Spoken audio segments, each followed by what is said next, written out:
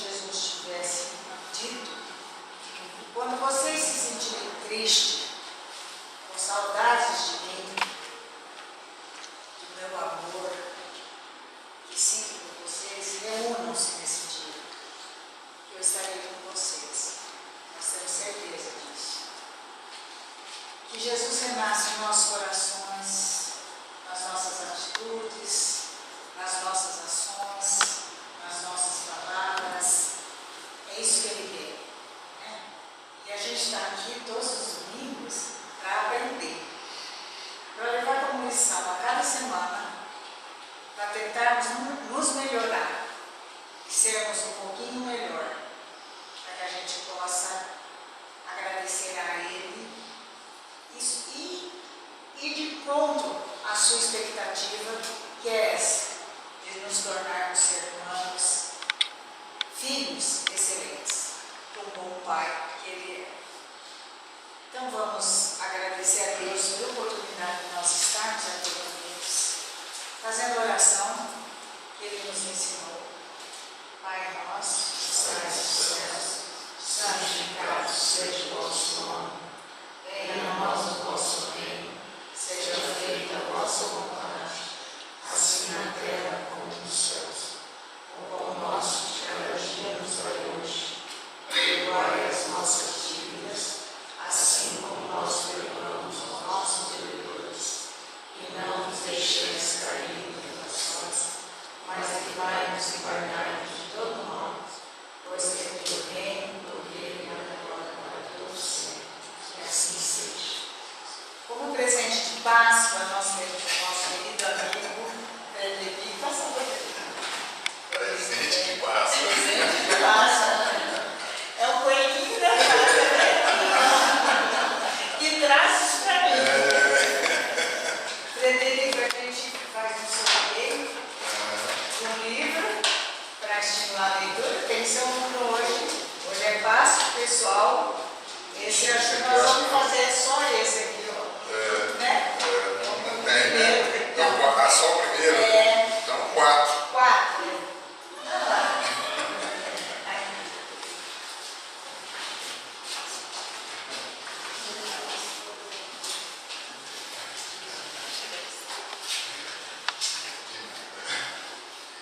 Tem alguém pela primeira vez na nossa casa? A senhora, nós vamos te presentear com o Evangelho. E dentro do Evangelho tem um roteiro para o Evangelho no Lar. Esse seja o seu livro de cabeceira, tá bom, minha querida? Seja bem-vindo, entendeu? Na nossa casa. Frederico, fica à vontade, meu querido. A casa é sua. Deixa eu só te pôr um copo de água perto de você. Ah, tá. Não precisa, eu vou tomar só no final. Então tá. Fica à vontade. A casa é sua. Bom dia. Bom dia. Que a paz de Jesus nos envolva hoje e sempre. Hoje eu vou fazer aqui alguns comentários sobre o capítulo 14 do Evangelho segundo o Espiritismo, que é honrar a pai e mãe. Então, nesse capítulo, narra a passagem onde Jesus estava então em uma casa e rodeado por pessoas.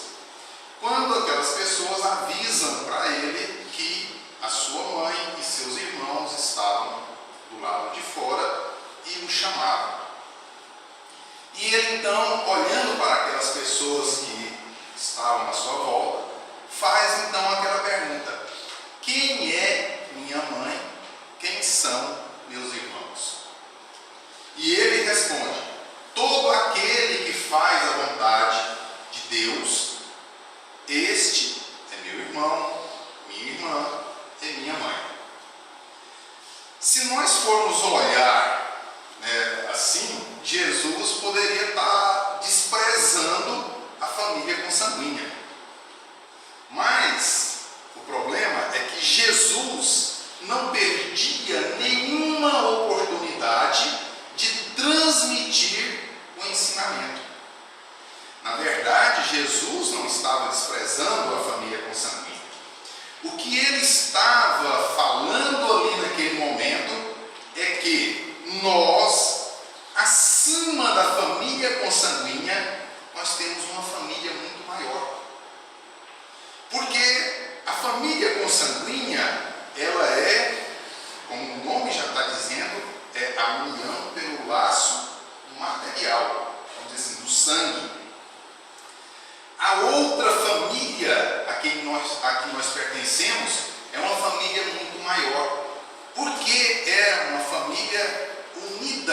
pelos laços espirituais. Porque todos nós somos filhos de Deus. Tem ninguém que tem dúvida sobre isso não, né? Todos nós somos filhos de Deus. Então, todos nós somos irmãos. Todos nós somos irmãos. Nós não podemos perder isso de vista. Nós somos seres espirituais. Estamos passando por mais uma experiência material. E nestas experiências materiais, nós desempenhamos papéis. Nós desempenhamos o papel de pai, papel de mãe, papel de filho. Na verdade, nós é porque ainda temos o apego excessivo. Nós temos um apego excessivo ainda. Então a gente fala assim, meu filho, minha filha, minha esposa, meu esposo, meu pai. É a possessão. É a possessão. Na verdade, nós não somos pais. Nós não somos filhos aqui consanguíneos. Nós estamos. Porque isso é uma situação transitória. É uma situação transitória.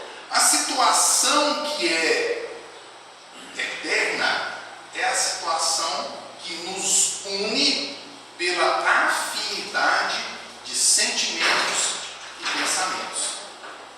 Essa é a definitiva. E é isso que nós precisamos estar observando e tentando compreender, porque não adianta nós fazermos as coisas, vamos dizer, por obrigação. Nós temos que agir aqui com entendimento daquilo que nós temos que fazer. Agora, quando nós falamos que todos nós somos irmãos, aí a gente pensa, bom, mas então, se não é meu filho, então, a gente tem a obrigação de irmão. Não. Aí é que é a questão da compreensão. Se Deus nos colocou para o nosso aprendizado, o nosso aperfeiçoamento, reunidos em famílias, é porque tem que ter essa necessidade. Porque se nós não tivéssemos essa necessidade, nós poderíamos brotar no chão como as plantas. Então nós precisamos. Ora, se nós somos espíritos, então nós temos que ter a consciência. Nós não somos perfeitos. Não tem ninguém aqui perfeito, não, né? Se nós somos espíritos, nós estamos em aprendizagem. O nosso aprendizado necessita que nós estejamos reunidos em grupos. E aí é que vem então a questão: o que é honrar a pai e mãe? O que é honrar a pai e mãe? Então, honrar a pai e mãe é respeitar, é amar, é manter-se fiel. Como nós ainda somos seres imperfeitos, nós precisamos dessas reuniões familiares para que nós possamos aprender a respeitar, amar, manter-se fiel a Deus na figura de pai e mãe. Porque nós, acima de qualquer coisa, precisamos nos mantermos fiéis, amarmos e respeitarmos Deus. Mas para isso, nós precisamos ainda de algo que nos seja, vamos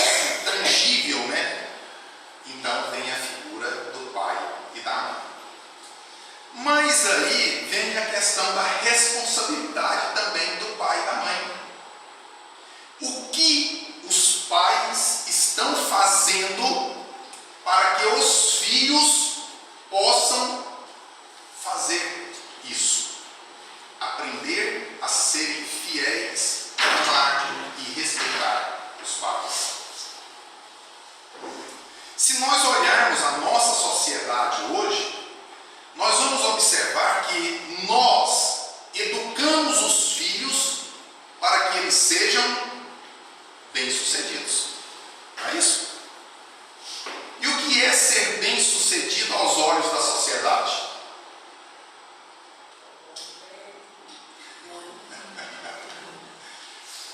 Não é nem ter um bom emprego, é ter muito dinheiro, né? Vamos falar a verdade. É ter muito dinheiro. Ter muito dinheiro. Isso é que é ser bem-sucedido aos olhos da sociedade. Quando a gente anda aqui por Rio Preto, a gente vê algum outdoor aí mostrando aquelas pessoas que passaram nas faculdades em pedagogia. Mas por quê? Por que não? Só medicina. Só medicina. Por quê? Os outros cursos não interessam? A nossa sociedade é formada somente por médicos. Mas por quê? Porque é status e é porque vão ganhar muito dinheiro. Porque a medicina tornou-se um grande negócio. Não importa se eu vou fazer um curso de medicina e vou pagar R$8.000 por mês. Não importa. 2 anos depois de formado eu já recuperei tudo. Esse é o pensamento. Esse é o pensamento. Então a nossa sociedade está já extremamente saturada de pessoas bem-sucedidas. Nós precisamos de pessoas não é bem-sucedidas. Nós precisamos de pessoas mais gentis, mais tolerantes, mais amigas, mais amorosas. É disso que nós precisamos. Nós não levamos nada, absolutamente nada, quando desencarnarmos. Ou tem alguém que já tem notícia aí de alguém que levou alguma coisa? Os faraós do Antigo Egito acreditavam que podiam, levar. Então, hoje, os arqueólogos descobrem tumbas cheias de tesouros e ainda corpos de escravos, que eram sepultados juntos. Por quê? Porque aqueles escravos, na ideia deles, era para servi-los na outra vida. Já pensou tanto obsessor?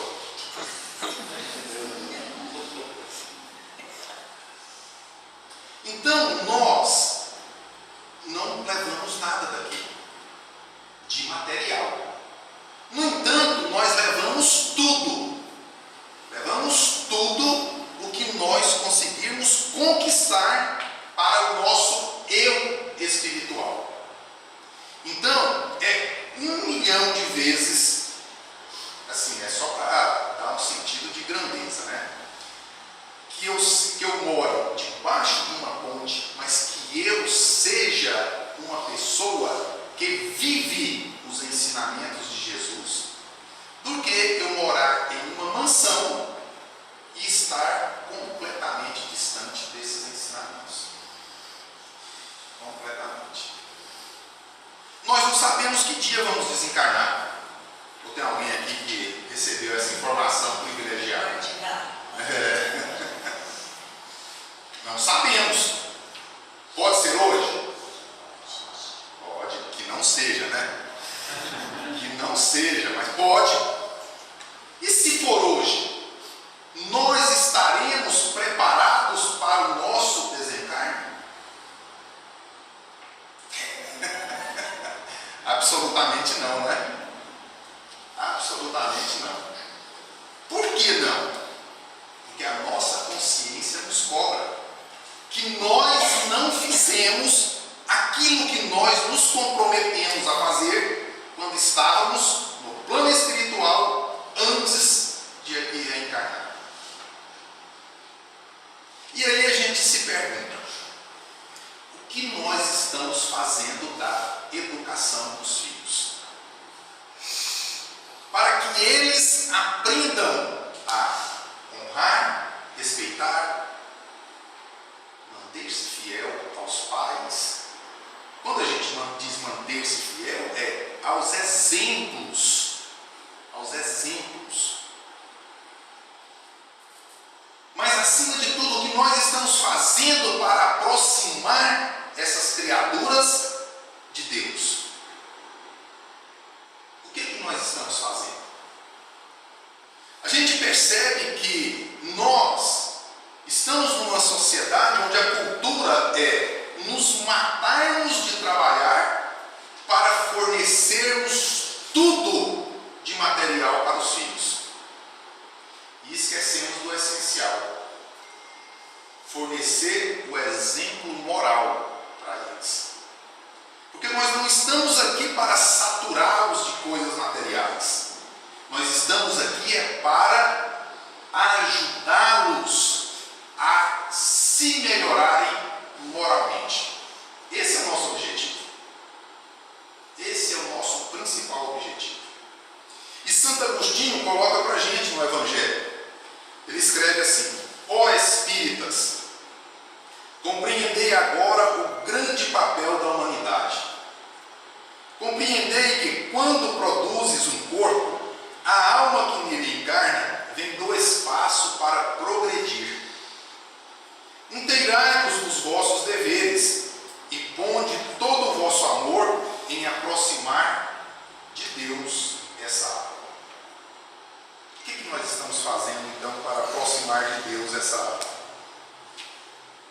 Nós muitas vezes estamos criando os filhos em uma bolha, onde essas crianças, corpos, porque o espírito pode ser mais antigo do que nós mesmos, eles estão ali extremamente protegidos contra quaisquer contrariedades. E aí a gente observa que, apesar de não ser alardeado pela mídia, a causa de suicídio entre crianças e jovens é alarmante. Eu não sei aí se é quarta causa e sétima, ou é sétima e quarta, né? Crianças e jovens. Mas é uma coisa desse sentido. As crianças e os jovens não aprendem a suportar as contrariedades que a vida nos proporciona para o nosso aprendizado. E nós somos os responsáveis por isso. Porque nós estamos sempre prontos a atender às mínimas vontades dessas criaturas que nós chamamos de filhos. E aí, eles crescem achando que podem tudo. Que a vida é obrigada a dar a eles tudo o que eles querem. Aí, quando chega na adolescência, começa a namorar, ou a namorada termina, ou o namorado termina, de repente a gente vê um jovem suicidando. Qual o motivo? Término de um namoro. Término de um namoro. Os pais, quando vão, estão ali em alguma oportunidade, em algum jogo com a criança, o que os pais fazem? Deixam sempre os filhos ganhar. Eu, com as minhas filhas, sempre falava para elas: quando vocês forem capazes de ganhar de mim, parabéns para vocês. Enquanto não forem, vão perder mesmo. Não tem conversa. A vida é assim. A vida nos ensina dessa forma. E nós, muitas vezes, protegemos os filhos contra pequenas contrariedades realmente estamos protegendo, quando na verdade estamos tornando aquelas criaturas em seres extremamente fragilizados. Extremamente fragilizados. E não observamos isso. Mais tarde, começam os sofrimentos, porque a vida começa a cobrar, porque todos nós temos compromissos a serem resgatados. E esses compromissos são essencialmente individuais, de cada um de nós. É claro que nós temos também os compromissos coletivos, mas essencialmente é individual de cada um de nós, porque a responsabilidade é individual. Então, a gente anda pelas casas espíritas e a gente percebe que muitas delas vão acabar fechando. Por quê? Por que as casas espíritas vão acabar fechando? Evangelização. Evangelização. Evangelização. Cadê as crianças? Cadê os jovens? Por falta de espaço. Espírita não tem filho? É o que eu fico me perguntando. Os espíritas não têm filhos? Cadê os jovens? Muitos falam assim: vou deixar meu filho, quando crescer, escolher o que ele quiser. Aí a gente se pergunta: cadê a autoridade de pai e mãe? Onde a autoridade de pai e mãe? O Rossandro Klinger, ele coloca para a gente que na atual sociedade os pais desceram da condição de autoridade de pai e mãe para simplesmente uma condição de coleguinhas dos filhos. Coleguinhas. Eu nunca fui coleguinha das minhas filhas. Eu sempre fui pai. E os meus familiares falavam assim: você é sargento demais da conta. Porque eu era da polícia lá em Goiás, né? Você é sargento, mas sou sargento. Sou sargento. E hoje, se elas falarem que querem ir morar em qualquer parte do mundo, elas vão. Acredito que foram bem educadas. Falhas todo mundo tem, perfeito ninguém é. Mas elas sabem o que é certo e o que é errado. Não estou falando que eu também fiz o certo, porque é errado, erros a gente comete todo dia, toda hora. Mas nós precisamos tentar acertar, porque o erro pela omissão é muitas vezes pior do que o erro pelo excesso. Porque quando nós erramos pelo excesso, significa que nós tentamos fazer. E se nós tentamos fazer, com toda certeza nós tentamos fazer foi o certo. Quando nós erramos por omissão, a nossa atitude é como a de Pilatos: lavei as mãos. E aí a gente vê muitos pais falando: não dou conta dessa criança. Não se preparou para ser pai e mãe. Ser pai e mãe exige preparo. Muito. Não é pouco, não. Não é só o corpo estar pronto para as atividades sexuais, não. A psicológica é a que manda. É a essencial. Kardec, na questão 207 do Livro dos Espíritos, pergunta assim: os pais transmitem aos filhos quase sempre semelhança física. Transmitem também semelhança moral? Será que as qualidades morais são transmitidas por hereditariedade? De jeito nenhum, né? De jeito nenhum. As qualidades, as características físicas, sim. As qualidades morais representam a bagagem espiritual de cada um de nós. Então, Então a minha bagagem espiritual é uma. A de cada um também é própria. Dentro de casa, cada um tem a sua bagagem espiritual. Agora, nós nos reunimos também em família, muitas vezes com muitas afinidades. Por isso, muitas vezes a gente acha e chega a pensar nisso, né, nessas qualidades serem transmitidas. E a gente vê muitos casais aí, quando estão discutindo, né, por causa das crianças, por causa de coisas que estão fazendo, fala: tá vendo? Puxou os seus parentes. Não é assim? Fala. Como? Agora, nós precisamos ter certeza de uma coisa: as crianças ou os filhos nos copiam. Nos copiam. Então não adianta falar para uma criança: não faça isso, e nós estarmos fazendo o contrário. Por quê?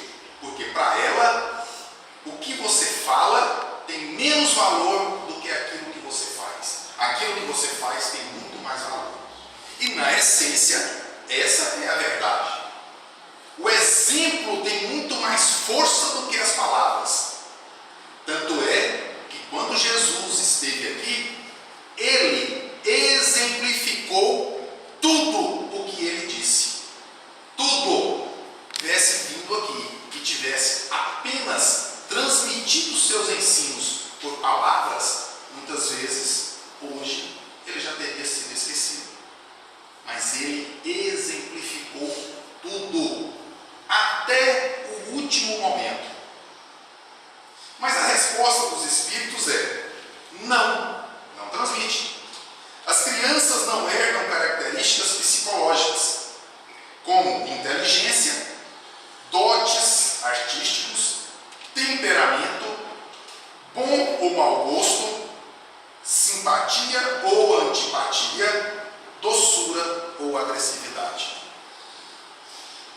Mas elas copiam tudo isso da gente. Porque nós sabemos por informes da espiritualidade que a reencarnação, ela termina de se processar em torno de 7 anos de idade.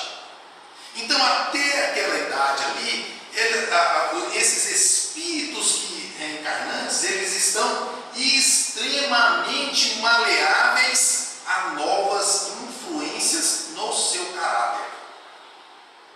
Então, é nesse período, que é o período mais crítico, que nós precisamos exemplificar as coisas boas para esses seres que estão reencarnando. Para que quando eles cheguem na adolescência e que o seu verdadeiro caráter venha à tona, então ele vai ter a oportunidade de decidir o que eu sigo. E vai falar muito mais forte o exemplo que ele recebeu. Muito mais forte. Agora, se ele não recebe bons exemplos, quando vem à tona o seu próprio caráter, se ele já tem um caráter, né, que não é muito bom, ele simplesmente vai dar curso àquele caráter que ele já traz consigo mesmo. Na questão 208, Kardec então pergunta: nenhuma influência exercem os espíritos dos pais sobre o filho depois do nascimento deste? Será que os pais não exercem influência sobre o espírito do filho? Aí os espíritos respondem: ao contrário, bem grande influência exercem. Os espíritos têm que contribuir para o progresso uns dos outros. Pois bem, os espíritos dos pais têm por missão desenvolver os de seus filhos pela educação. Quando a gente fala de educação, o que vem na nossa mente? Escola. Escola é educação? De jeito nenhum.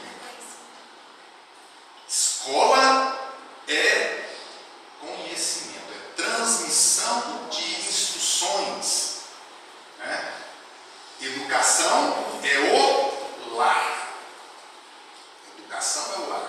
E nós percebemos hoje que os pais estão terceirizando a educação dos filhos. Terceirizando. Despejam os filhos na escola e querem que os professores sejam responsáveis pela educação dos filhos. E aí? Não dá certo.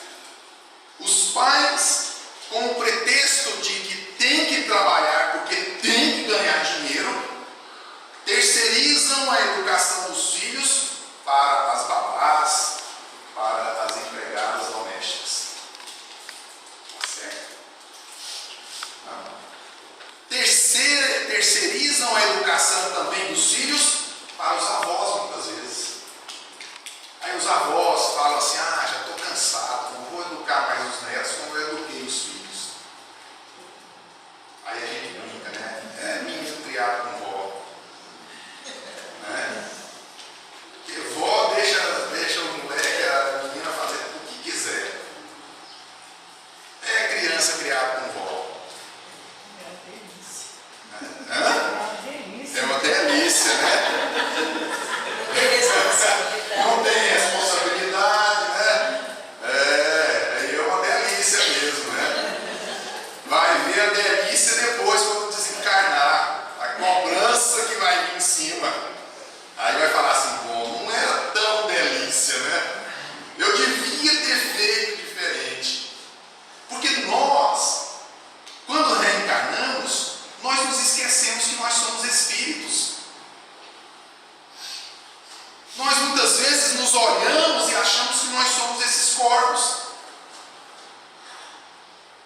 Não, nós somos espíritos. Espíritos. Estamos aqui com um único objetivo, e é o mesmo para todos nós: nos aperfeiçoar moralmente. E esse aperfeiçoamento moral, ele exige de nós doses de sacrifícios, doses de sofrimentos ainda, porque nós pensamos ainda daquela forma: se eu posso complicar, para que eu vou simplificar? Esse é o nosso pensamento. Não deveria, deveria ser o contrário. Se eu posso simplificar, para que complicar? Mas aí a gente pensa: não, eu vou fazer igual aquela brincadeira, né, quando a gente era criança. Mamãe mandou eu fazer o certo, mas eu sou teimoso, eu vou fazer o errado. É isso que a gente faz. E aí, quando chega a proximidade da nossa volta ao plano espiritual, nós começamos a morrer de medo da morte. Porque tem muita gente morrendo, né, de medo da morte. Mas o que é a morte? O que é a morte? É a morte do corpo físico. Tem-se notícia de alguém que nunca desencarnou? Eu, pelo menos, não tenho essa notícia. E eu, particularmente, não pretendo ficar aqui eternamente. Até os 110, 120 anos não tenho. Eternamente não. Não, mas muitas vezes não. Mas quando eu falo assim,